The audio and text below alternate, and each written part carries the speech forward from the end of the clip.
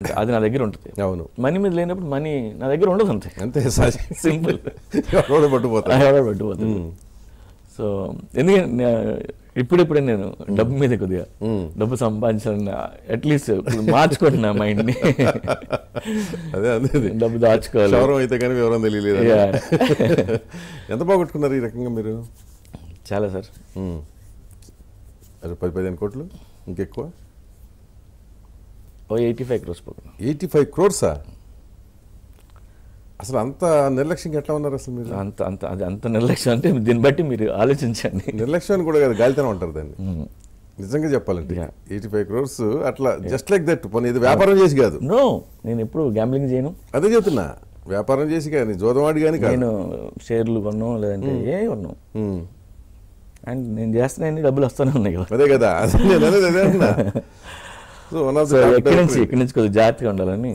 అంటే కేవలం స్నేహితులు నమ్మటం. అవును. అంటే మీరు ఇప్పుడు ఈ ఎంటైర్ ఎపిసోడ్లో నుంచి నెక్స్ట్ మిగతా వాళ్ళకి చెప్పేది ఏంటిది సందేశం మీ అనుభవంలోంచి? ఈ 85 కోట్ల అనుభవం వెరీ ఎక్స్పెన్సివ్ ఎక్స్పీరియన్స్ కదా అది. లైఫ్ అనేది వార్ సార్. మనలో అలర్ట్గా ఉండాలి ఆల్వేస్. నువ్వు అలర్ట్గా లేకపోతే మాత్రం గొడవ కూడా ఇప్పేస్తాను. సో అది సింప్లిస్ట్ ఇప్పుడు అంతే. అదే తప్ప నాకు ఎప్పుడన్నా ప్రాబ్లం వస్తే నేను సొసైటీలో ఉన్నాను అనుకోను సార్, అడవిలో ఉన్నాను అనుకుంటా. ఓకే, అడవిలో ఉన్నాను, నేను జంతువుని అనుకుంటా. ఏ జంతువు వచ్చి అటాక్ చేస్తే ఏదైనా చేయొచ్చు. అవును. సొసైటీలో ఉండడం వల్ల అర్రే తప్పు లేదా ఇలా చేయకూడదు అనే ఫీలింగ్స్ వస్తున్నాయి. కానీ అడవిలో ఉన్నాను అనుకుంటే ఏ రూల్స్ లేవు. జంగిల్లా జంగిల్లా.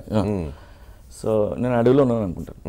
ఎవడో వచ్చి కొట్టేస్తే అట్లీస్ట్ ఇంక దీని గురించి ఎక్కువ ఆలోచన లాస్ట్ అది. ఇక దేనికి భయపడకుండా ఉంటాం అంతే. Let think come will invite అనుకుంటాం అంతే. అట్లీస్ట్ అది అయిపోగానే అట్లీస్ట్ నెక్స్ట్ టైం మనం జాగ్రత్తగా ఉంటాం. జంగిల్లో ఉంటే మోర్ అలర్ట్గా ఉంటాం యాక్చువల్. మామూలుగా అయితే ఏంటంటే ఎందుకంటే శత్రువుల నుంచి అవి కాపాడుకోవడానికి అనుక్షణం అలా అలర్ట్గా ఉంటా ఉంటాయి. అంతే, ప్రతి ప్రాణి ఉంటుంది. సో ఈ ఎక్స్పీరియన్స్ అది కూడా నేర్చుకున్నారు అనమాట. అంటే అడవిలో ఉన్నట్టుగా మనం ఉండాలి అనేది. ఉండాలి ఎప్పుడు అడవిలో ఉన్నట్టే ఉండాలి. అనుక్షణం అప్రమత్తంగా ఉండాలి. దానికి అంత ఖర్చు అయింది.